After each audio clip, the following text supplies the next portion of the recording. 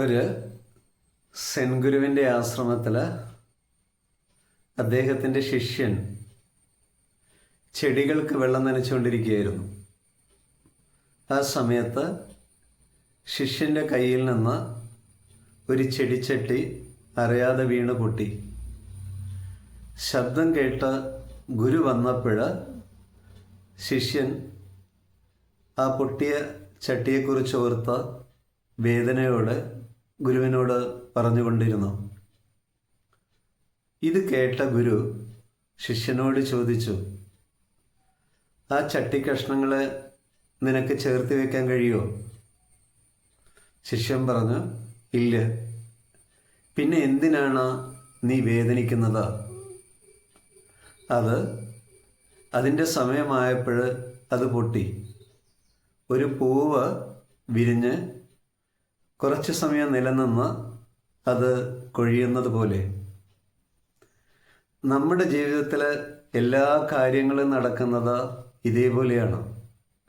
നല്ല കാര്യങ്ങളായാലും ശരി, നമുക്ക് വേദന ഉണ്ടാക്കുന്ന കാര്യങ്ങളായാലും ശരി, അത് വരുന്നു, കുറച്ചു നേരം നിലനിൽക്കുന്നു, പിന്നെ അത് പോകുന്നു.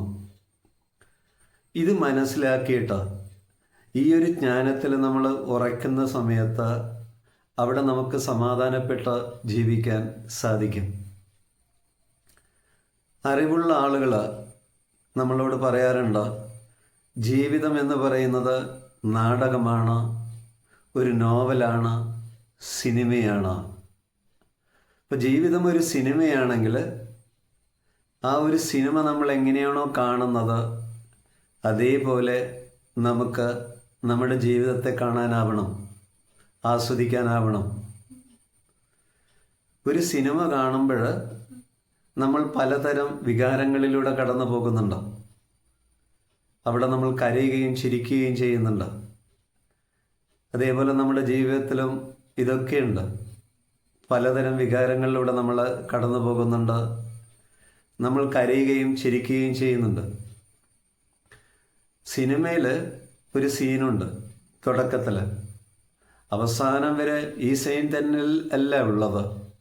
അതേപോലെ നമ്മുടെ ജീവിതത്തിലും വേദനിക്കുന്ന ചില കാര്യങ്ങളുണ്ടാവും, സന്തോഷകരമായിട്ടുള്ള കാര്യങ്ങളുണ്ടാവും. അവസാനം വരെ അതേപോലെയല്ല നിലനിൽക്കുന്നത്. ഇത് മനസ്സിലാക്കി നമ്മൾ ജീവിക്കാൻ തുടങ്ങുമ്പോഴും നമുക്ക് സമാധാനം അനുഭവിച്ച് ജീവിക്കാൻ സാധിക്കും. ഒരു സിനിമയിൽ ഒരു സീൻ കണ്ടു, വേദനാജനകമായിട്ടുള്ളൊരു സീൻ. അപ്പോൾ സ്വാഭാവികമായിട്ട് നമ്മൾ കരയും. പക്ഷെ സിനിമ കഴിഞ്ഞ് നമ്മൾ പുറത്ത് വന്നു കഴിഞ്ഞാൽ നമ്മൾ കരയില്ല. ഇനി വീടെത്തുന്നത് വരെ നമ്മൾ കരഞ്ഞുകൊണ്ടിരിക്കുകയാണെങ്കിൽ, ഈ ഒരു കരച്ചിൽ ഒരാഴ്ച നീളുകയാണെങ്കിൽ ആളുകൾ നമ്മളെക്കുറിച്ച് പറയും എന്തോ മാനസികമായിട്ടുള്ള പ്രശ്നം ഉണ്ടെന്ന്. അതേപോലെ നമ്മുടെ ജീവിതത്തിലും വേദനിക്കുന്ന കാര്യങ്ങളുണ്ടാവും. നമ്മുടെ കണ്ണ് നിറയും, നമ്മൾ കരയും. പക്ഷെ അതിനെ ഓർത്തിട്ട് ജീവിതകാലം മുഴുവൻ കരഞ്ഞുകൊണ്ടിരിക്കരുത്. അങ്ങനെ കരഞ്ഞുകൊണ്ടിരിക്കുന്ന സമയത്ത് നമുക്ക് നമ്മുടെ ജീവിതം ഭാരപ്പെടും. ശരിക്കും ഈ ഭാരം ഉണ്ടാക്കുന്നത് നമ്മൾ തന്നെയാണ്. ആ കഴിഞ്ഞ കാലത്ത് ഓർത്ത് വേദനിച്ചു കൊണ്ടിരിക്കുന്നത് കൊണ്ടാണത്. ഒരു സിനിമ ശ്രദ്ധിച്ചു കഴിഞ്ഞാൽ ആ സിനിമയിൽ എല്ലാ കാര്യങ്ങളും നടക്കുന്നത് സ്ക്രീനിലാണ്. അതേപോലെ നമ്മുടെ ജീവിതത്തിൽ നടക്കുന്ന എല്ലാ കാര്യങ്ങളും പുറത്താണ്. ഒരാൾ നമ്മെ അപമാനിക്കുന്നുണ്ടെങ്കിൽ അത് പുറത്താണ്. ഒരാൾ നമ്മെ കുറ്റപ്പെടുത്തുന്നുണ്ടെങ്കിൽ അത് പുറത്താണ്. പ്രശംസിക്കുന്നുണ്ടെങ്കിൽ അത് പുറത്താണ്. ഒരു മരണം നടക്കുകയാണെങ്കിൽ അത് പുറത്താണ്. ഒരു സിനിമയിലെ സീൻ എങ്ങനെയാണോ നമ്മൾ കാണുന്നത് അതേപോലെയാണ് നമ്മുടെ ജീവിതത്തിലെ ഓരോ കാര്യങ്ങളും കാണുന്നത്. അപ്പോൾ നമുക്ക് നമ്മുടെ ജീവിതത്തെ ഒരു കാഴ്ചക്കാരനായിട്ട് കാണാനാവണം, കണ്ടാസ്വദിക്കാനാവണം. കാരണം എത്ര വേദനാജനകമായിട്ടുള്ള കാര്യമായാലും ശരി, അത് കുറച്ച് നേരം കഴിഞ്ഞ് അത് എൻ്റെ ജീവിതത്തിൽ നിന്ന് പോകുമെന്നുള്ള ആ ഒരു ഉറപ്പ്, ആ ഒരു വിശ്വാസം നമുക്ക് വേണം. അതാണ് ശക്തി. ആ ഒരു ശക്തിയാണ് നമുക്ക് സമാധാനം നൽകുന്നത്, സ്വാതന്ത്ര്യം നൽകുന്നത്. അതേപോലെ ഒരു സിനിമ ശ്രദ്ധിച്ചു കഴിഞ്ഞാൽ അവിടെ നായകന് ആ റോള് കൊടുക്കുന്നത് സംവിധായകനാണ്. ഓരോ കഥാപാത്രങ്ങൾക്കും ആ റോള് കൊടുക്കുന്നത് സംവിധായകനാണ്.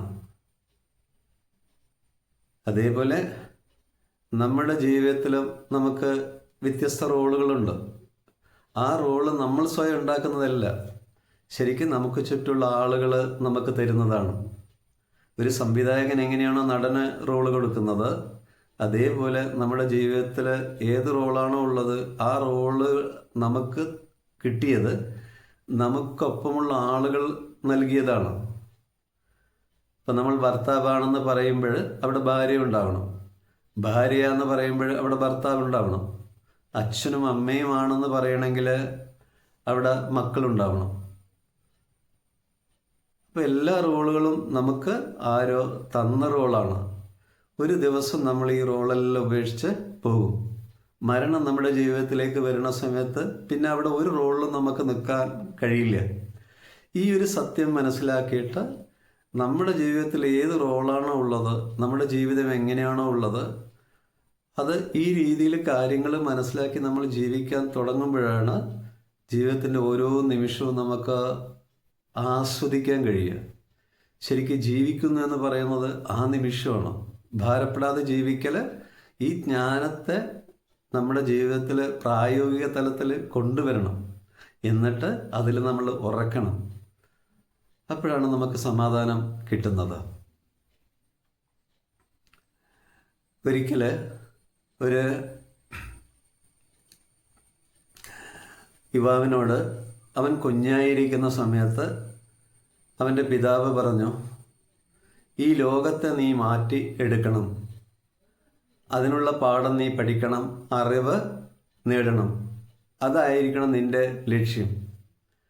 അങ്ങനെ ഇവൻ കുട്ടിയായിരിക്കുന്ന സമയത്ത് തന്നെ എന്താണ്, ലോകത്തെ മാറ്റാനുള്ള പാഠം പഠിക്കാൻ തുടങ്ങി, അറിവ് നേടാൻ തുടങ്ങി. വർഷങ്ങൾ കുറേ കഴിഞ്ഞ സമയത്ത് ഒരു സത്യം ഈ യുവാവിന് മനസ്സിലായി, എനിക്ക് ഈ ലോകത്തെ മാറ്റാൻ കഴിയില്ല. അപ്പം കുറേ വർഷങ്ങൾ കടന്നുപോയി.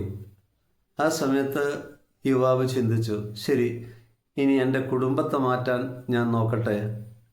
അങ്ങനെ അതിനുശേഷമുള്ള വർഷങ്ങൾ കുടുംബത്തെ മാറ്റാനുള്ള ആ പഠനവും അറിവും അയാൾ നേടി കുടുംബത്തെ മാറ്റാൻ നോക്കി. പക്ഷെ വർഷങ്ങൾ വീണ്ടും കഴിഞ്ഞു പോയി. ആ സമയത്തൊരു സത്യം മനസ്സിലാക്കി, എനിക്കെൻ്റെ കുടുംബത്തെയും മാറ്റാൻ പറ്റില്ല. അപ്പോഴും വളരെ പ്രായമായി. അയാൾ ചിന്തിച്ചു, ശരി, ഇനി ഞാൻ എന്നെ മാറ്റട്ടെ. പക്ഷെ ആ മാറ്റാനുള്ള വർഷങ്ങൾ അവിടെ ഇല്ല. ശരിക്ക് നമ്മൾ സ്വയം മാറണ സമയത്ത് തന്നെ എന്താണ്, നമുക്ക് ചുറ്റുള്ള സാഹചര്യങ്ങളും ചുറ്റുള്ള ആളുകളും ഓട്ടോമാറ്റിക്കായിട്ട് മാറും. ഇനി മാറിയില്ല എങ്കിൽ തന്നെ ഈ രീതിയിൽ നമ്മൾ ജ്ഞാനം സ്വീകരിച്ച് നമ്മൾ ജീവിക്കാൻ തുടങ്ങുന്ന സമയത്ത് നമുക്ക് സമാധാനപ്പെട്ട് ജീവിക്കാൻ സാധിക്കും. ശരിക്ക് ആ സമാധാനത്തിൽ നമ്മൾ ഉറക്കുമ്പോൾ, ആ ജ്ഞാനത്തിൽ നമ്മൾ ഉറക്കുന്ന സമയത്ത് നമുക്ക് ചുറ്റുമുള്ള ആളുകൾക്കും ആ ഒരു സാന്നിധ്യത്തിൽ സമാധാനപ്പെടാൻ കഴിയും. അങ്ങനെ കഴിയട്ടെ എന്നുള്ള പ്രാർത്ഥനയോടെ നിർത്തുന്നു.